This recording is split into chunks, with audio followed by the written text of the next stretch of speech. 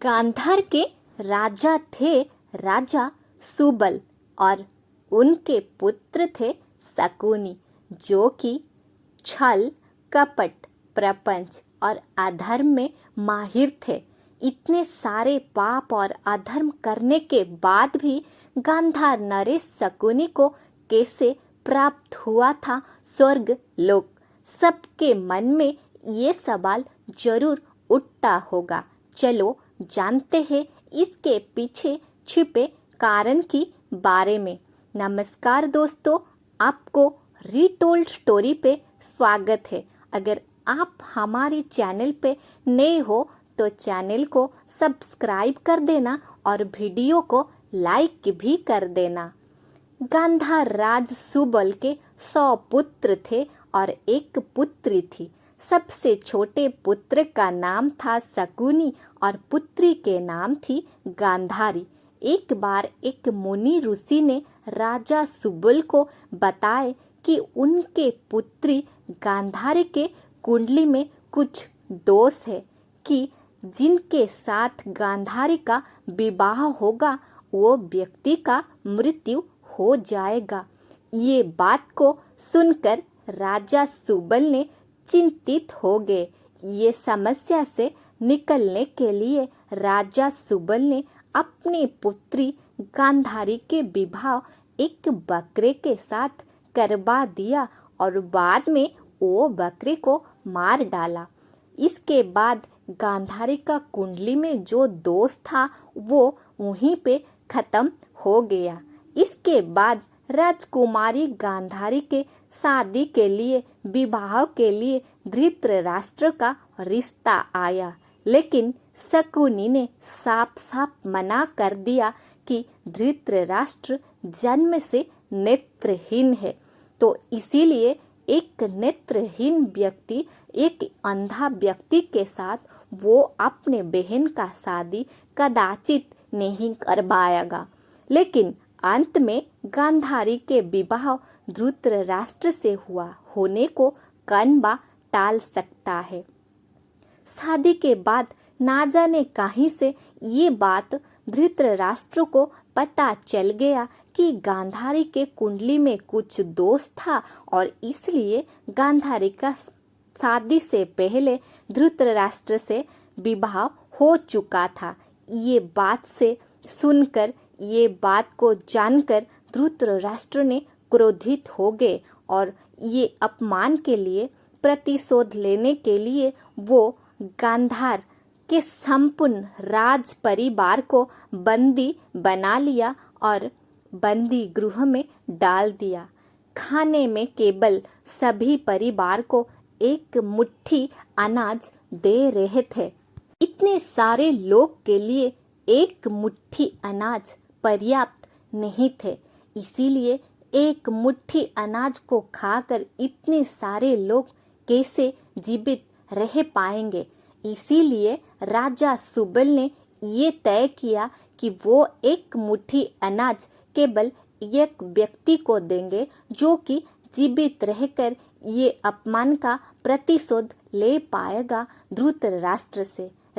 इसीलिए राजा सुबल ने ये तय किया कि वो एक मुट्ठी अनाज केवल एक व्यक्ति को देंगे जो कि जीवित रहकर ये बात का प्रतिशोध ले पाएगा धृतराष्ट्र से। राजा सुबल ने बंदी गृह में सबका बुद्धि का परीक्षा लिया और इसमें से शकुनी सफल हुए। तो उसी दिन से शकुनी वो एक मुट्ठी अनाज खाकर जीवित रहे और उसके सारे परिवार, उसके भाई, उसके पिता, सबका मृत्यु हो गया। राजा सुबल के मरने के बाद शकुनी ने उनके अस्थियों से एक पसा बनाया और वही पसा से शुरू हुआ महाभारत जैसे भयानक युद्ध का बीज।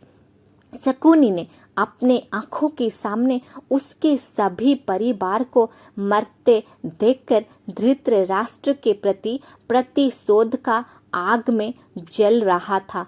कैसे वो धृतराष्ट्र से बदला ले पाएगा। अपनी बुद्धि का प्रयोग करके वो बंदी गृह से छूट गए और बन गए दुर्योधन का प्रिय मामाश्री। जितने सारे अधर्म, जितने सारे कुकर्म, जितने सारे छल, सब अपनी प्रिय भांजा दुर्योधन के द्वारा करवा रहा था। दुर्योधन के द्वारा वो पासा खेलने से लेकर लक्ष्य गृह बनाने का, द्रौपदी के वस्त्र हरण से लेकर पांडवों की वनवास तक, ऐसे कि महाभारत युद्ध तक वो सब पाप अपनी प्रिय भांजा दुर्योधन की हाथ में करवा दिया। और अंत में महाभारत युद्ध हुआ और ये युद्ध धर्म युद्ध था। ये धर्म युद्ध में इसीलिए सभी पापी और अधर्मियों का नाश हो गया। शकुनि के 3 पुत्र थे, उल्लूक, वृकासुर और विप्रचित। महाभारत की युद्ध का अंतिम दिन, जो कि 18वां दिन था, इसी दिन गांधार नरेश शकुनि का वध हुआ था। वो फिर पांडव पुत्र सहदेव की हाथ में, और नकुल ने शकुनि के पुत्रों को वध कर दिया था। महाभारत युद्ध समाप्त हुआ।